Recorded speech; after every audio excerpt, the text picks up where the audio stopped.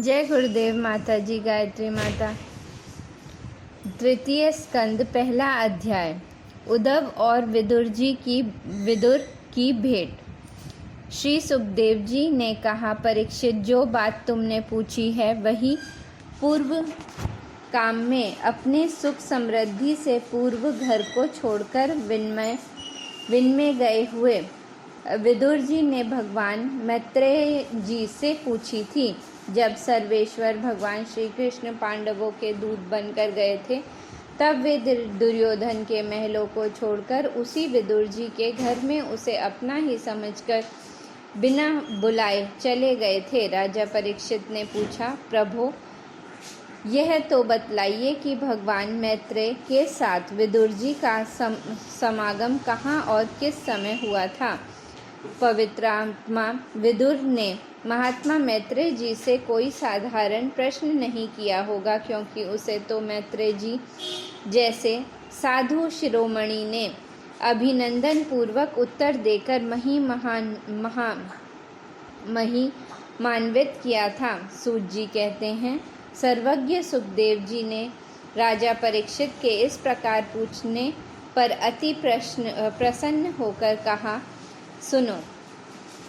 श्री सुखदेव जी कहने लगे, परीक्षित, यह उन दिनों की बात है जब अंधे राजा धृतराष्ट्र ने अन्यायपूर्वक अपने दुष्ट पुत्रों का पालन पोषण करते हुए अपने छोटे भाई पांडु के अनाथ बालकों को लाक्षा भवन में भेजकर आग लगवा दी। जब उनकी पुत्र वधू और महाराज युधिष्ठिर की पटरानी द्रौपदी के केश दुशासन ने भरी सभा में खींचे, उस समय द्रौपदी की आंखों से आंसुओं की धारा बह चली और उस प्रवाह से उसके वक्ष स्थल पर लगा हुआ केसर भी बह चला। किंतु धृतराष्ट्र ने अपने पुत्र को उस कुकर्म से नहीं रोका। दुर्योधन सत्यपरायण और भोले भाले युधिष्ठिर का राज्य जुए में अन्याय से जीत लिया और उसने उन्हें वन में निकाल दिया। किंतु वन से लौटने पर प्रतिज्ञानुसार जब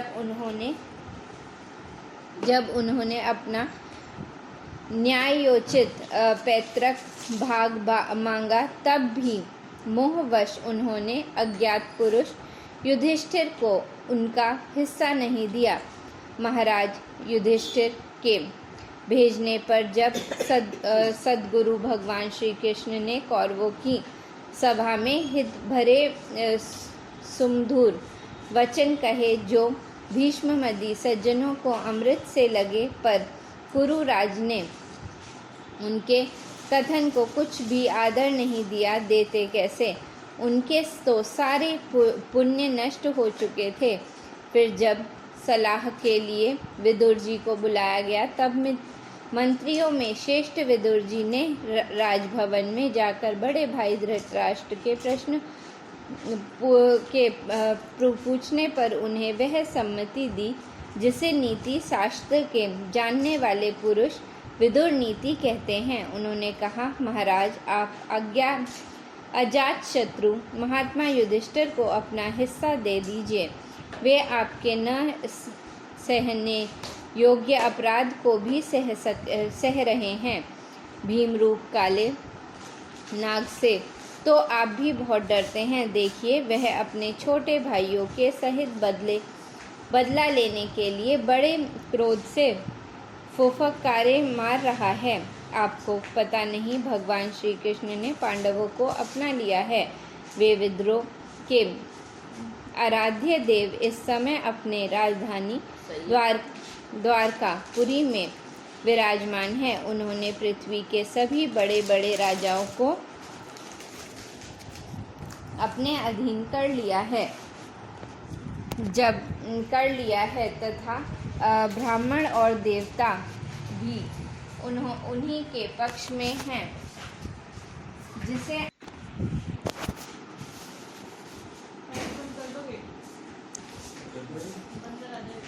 जिसे आप पुत्र मानकर पाल रहे हैं तथा जिसकी हाँ में हाँ मिलाते जा रहे हैं, उस दुर्योधन के रूप में तो मूर्तिमान दोष ही आपके घर में घुसा बैठा है। यह तो साक्षात भगवान श्री कृष्ण से द्वेष रखने वाला है। इसके कारण आप भगवान श्री कृष्ण से विमुख होकर श्रीहीन हो रहे हैं। अतएव यदि आप अपने कुल की कुशल चाहते हैं तो इस दुष्ट को तुरंत ही त्याग दीजिए। विदुर जी का ऐसा सुंदर स्वभाव था कि साधुजन भी उसे प्राप्त करने की इच्छा करते थे, किंतु उनकी यह बात सुनते ही कर्ण, दुशासन और शकुनी के सहित दुर्योधन ने होठ अत्यंत क्रोध से फड़कने लगे और उसने उनका तिरस्कार करते हुए कहा, अरे इस कुटिल दासी पुत्र को यहाँ किसने बुलाया है? यह जिनके टुकड़े खा कर जीता है, उन्हीं के प्रतिकूल होकर शत्रु का काम बनाना चाहता है। इसके प्राण तो मत लो, परंतु इसे हमारे नज़र से तुरंत बाहर निकाल दो। भाई के सामने ही कानों में बाण के समान लगने वाले इन अत्यंत कठोर वचनों से मर्माहत होकर भी विदुर जी ने कुछ बुरा न माना और भगवान की माया को प्रबल समझकर अपना धनुष राजद्वार पर रख वे हस्तिनापुर से चल दिए।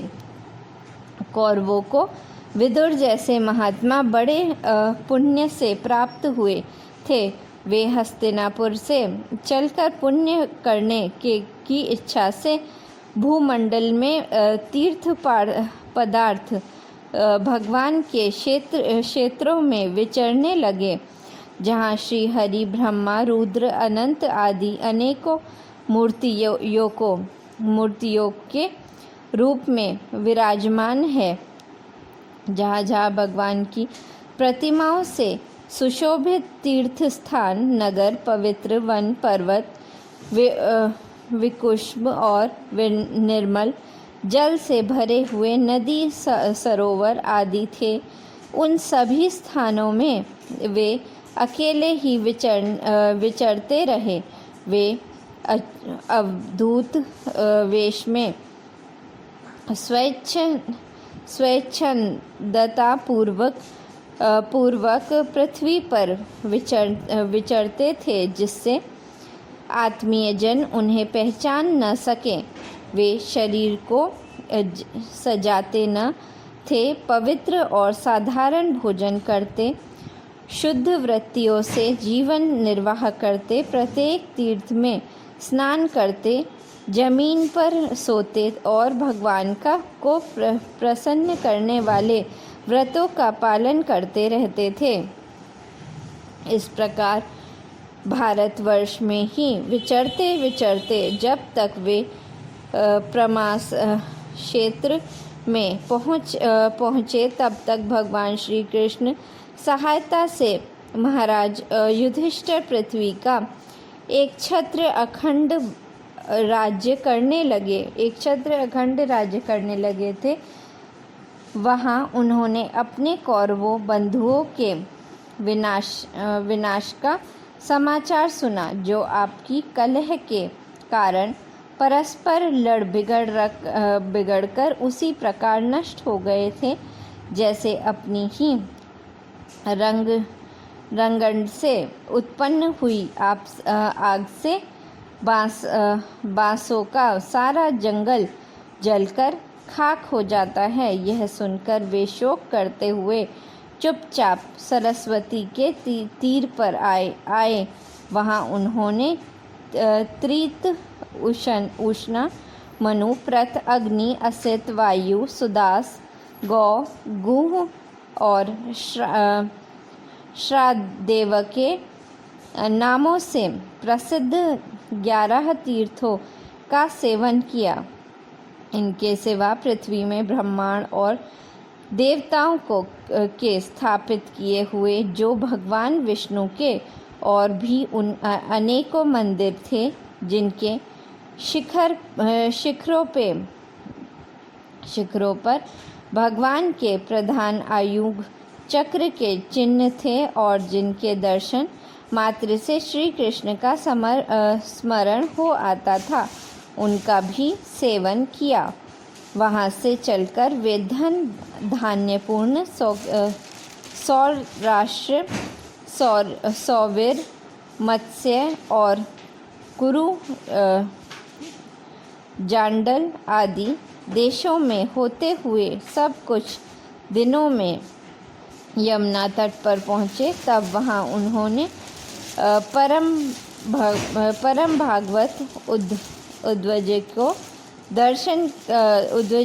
का दर्शन किया। वे भगवान श्री कृष्ण के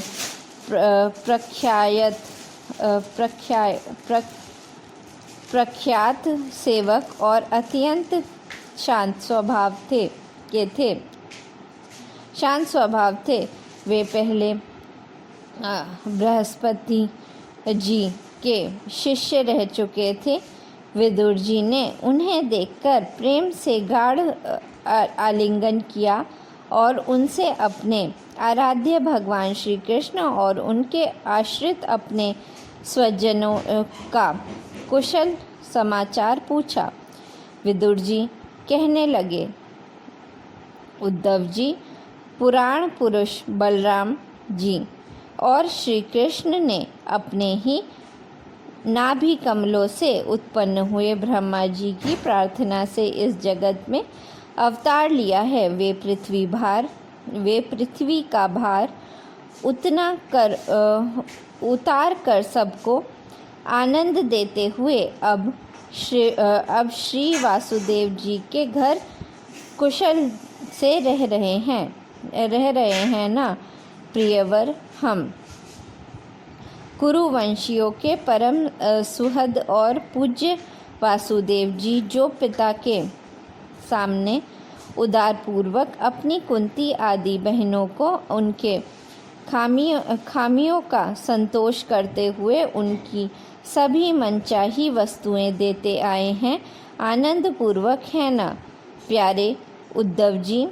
यदि यादवों के सेनापति वीरवर प्रद्युमन जी तो प्रसन्न है ना, जो पूर्व जन्म कामदेव थे तथा जिन्हें देवी रुक्मणी जी ने ब्राह्मणों की आराधना करके भगवान से प्राप्त किया था। वृषण भोज और दशारवंशी यादवों के अधिपति महाराज उग्रसेन तो सुख से है ना, जिन्होंने राज्य पाने की आशा का सर्वथा परित्याग कर दिया था, किंतु कमल नयन भगवान श्री कृष्ण जिन्हें फिर से राज सिंहासन पर बैठाया, सौभ्य अपने पिता श्री कृष्ण समान समस्त रथियों में अग्रगण्य श्री कृष्ण तनय सांब सकुशल तो हैं। ये पहले पार्वती जी के द्वारा गर्भ में धारण किए हुए स्वामी कार्तिक हैं। अनेकों व्रत करके जाम्बवती ने इन्हें जन्म दिया था, जिन्होंने अर्जुन से रहस्य युक्त धनुर्विद्या की शिक्षा पाई है। सत्य की तो कुशल पूर्वक है। वे भगवान श्री कृष्ण की सेवा से अनायास ही भगवतजनों की उस महान स्थिति पर पहुंच गए हैं जो बड़े बड़े योगियों को भी दुर्लभ है। भगवान के शरणागत निर्मल भक्त बुद्धिमान अक्रूर जी भी प्रसन्न है ना, जो श्री कृष्ण के चरण चिन्हों से आलंगित व्रज के मार्ग की रज में प्रेम से अधीर होकर लौटने लगे थे। भोजवंशी देवक की पुत्री देवकी जी अच्छी तरह है ना, जो देव माता आदिति के समान ही साक्षात विष्णु भगवान की माता है। जैसे वेदत्री यज्ञ विस्तार रूप अर्थ को अपने मंत्रों में धारण किए रहती है, उसी प्रकार उन्होंने भगवान श्री कृष्ण को अपने गर्भ में धारण किया था। आप भक्तजनों की कामनाएं पूर्ण करने वाले भगवान अनिरुद्ध जी सुखपूर्वक हैं ना, जिन्हें शास्त्र वेदों के आदिकरण और अंतकरण चतुष्टय के चौथे अंश मन के अधिष्ठता बतलाते हैं। सौम्य स्वभाव उद्धव जी अपने हृदय से हृदयेश्वर भगवान श्री कृष्ण अनन्य भाव से अनुसरण करने वाले जो हृदय हदिक सत्य